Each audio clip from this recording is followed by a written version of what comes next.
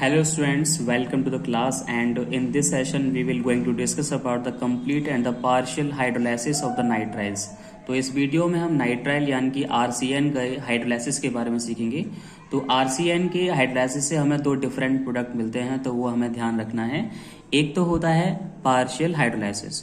तो जब भी हम पार्शियल हाइड्रोलाइसिस करते हैं अल्काइल नाइट्राइल का, तो हमें यहाँ पे एसिड अमाइड मिलता है, और जब भी हम उसका कंप्लीट हाइड्रोलाइसिस करते हैं तो हमें यहाँ पे क्या मिलता है, अमाइड से आगे हमें कंपाउंड मिलता है कार्बोक्सिलिक एसिड।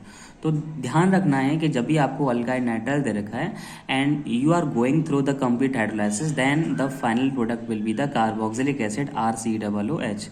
और जब उसका पार्शियल हाइड्रोलाइसिस करते हो तो आपको एसिड अमाइड यहाँ पे मिलता है।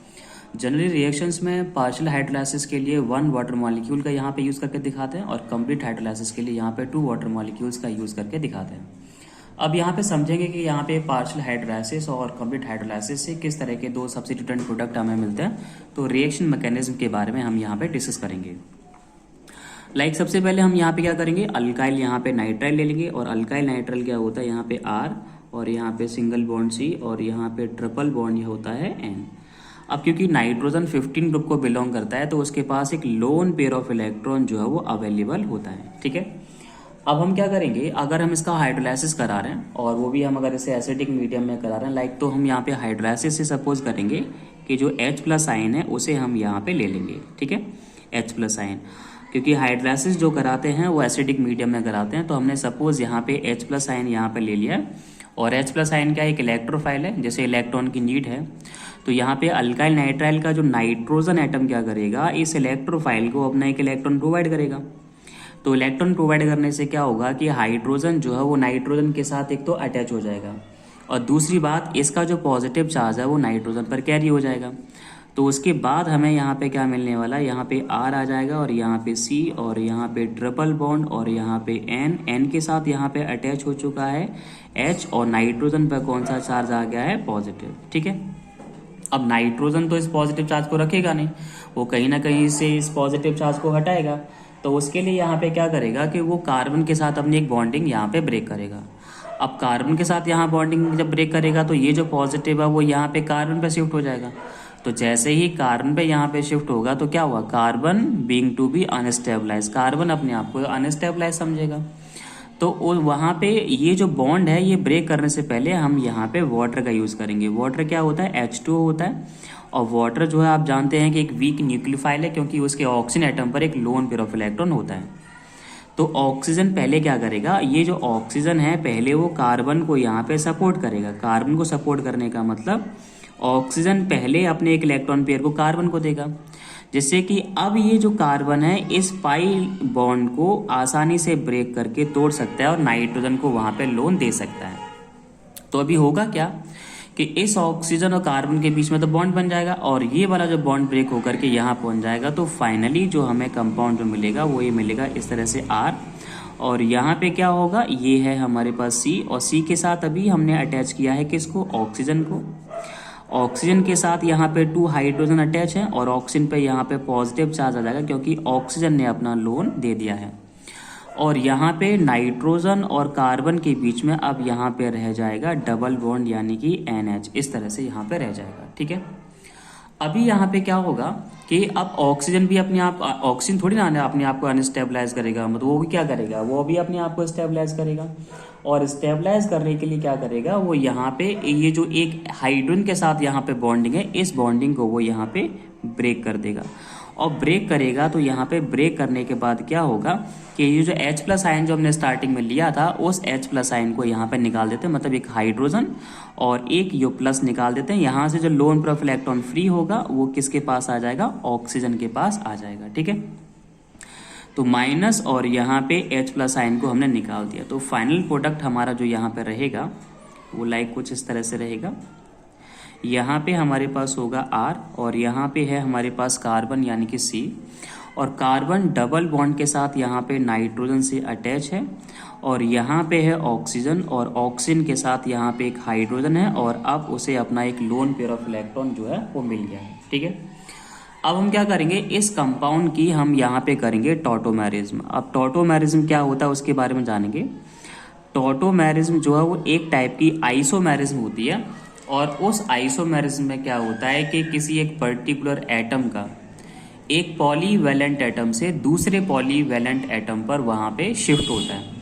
ये जिसे हाइड्राइड शिफ्ट कहते हैं, मिथाइल शिफ्ट कहते हैं। मतलब पहले तो मैं आपको टॉटोमेरिज्म यहाँ पे सिखा रहा हूँ कि हम लोग यहाँ पे क्या कर रहे हैं, यहाँ पे टॉटोमेरिज्म कर रहे हैं। और टॉटोमेरिज्म में क्या होगा कि जो हाइड्रोजन एटम है वो एक पॉलीवैलेंट एटम से दूसरे पॉलीवैलेंट एटम पर शिफ्ट हो जाता है। और साथ ही साथ क्या होता है कि जो पाई बॉन्ड जो होता है उनका भी डिसअरेंजमेंट हो जाता है। तो मतलब जैसे कि ये जो हाइड्रोजन है वो यहाँ से यहाँ शिफ्ट हो जाएगा, ठीक है। जैसे ये हाइड्रोजन यहाँ शिफ्ट होगा तो नाइट्रोजन की बैलेंस इंक्रीज होगी, सो दैट इसका जो पाई बॉन्ड है वो यहाँ से यहाँ शिफ्ट हो जाएगा। इसी को हम कहते हैं टॉटोमेरिज्म। तो टॉटोमेरिज्म में क्या होगा, the shifting of the hydrogen and the displacement of the pi bond also take place simultaneously, so this is known as the tautomerism. तो टॉटोमेरिज्म के बाद क्या हुआ कि ये जो पाई बॉन्ड है वो अब किस किस के बीच में बनेगा, कार्बन और ऑक्सीजन के बीच में बनेगा, यानी कि यहाँ डबल बॉन्ड आ जाएगा और ये हाइड्रोजन यहाँ आ जाएगा। तो फाइनली हमें यहाँ पे क्या मिलने वाला है, यहाँ पे R आ जाएगा और यहाँ कार्बन और ऑक्सीजन के बीच में अब यहाँ पाई बॉन्ड बन चुका है। और यहाँ पे हमारे पास क्या आ गया, NH2। And what is this, this is R acid amide. तो आप देखो इस तरह से तो एसिड अमाइड बन जाता है। अब इस रिएक्शन मैकेनिज्म में यहाँ से एसिड अमाइड तक आने तक आप ये देखो कि आपने वाटर मॉलिक्यूल को कितनी बार यूज किया है। तो एक ही बार यूज किया हमने, यहाँ से अल्काइल नाइट्राइल से यहाँ पे एसिड अमाइड तक आने तक हमने एक ही वाटर मॉलिक्यूल यूज किया हुआ है, सो दैट कि जब उसकी रिएक्शन लिखते हैं तो यहाँ पे RCN N+H2 और पार्शियल हाइड्रोलाइसिस करके हम एसिड अमाइड बना लेते हैं।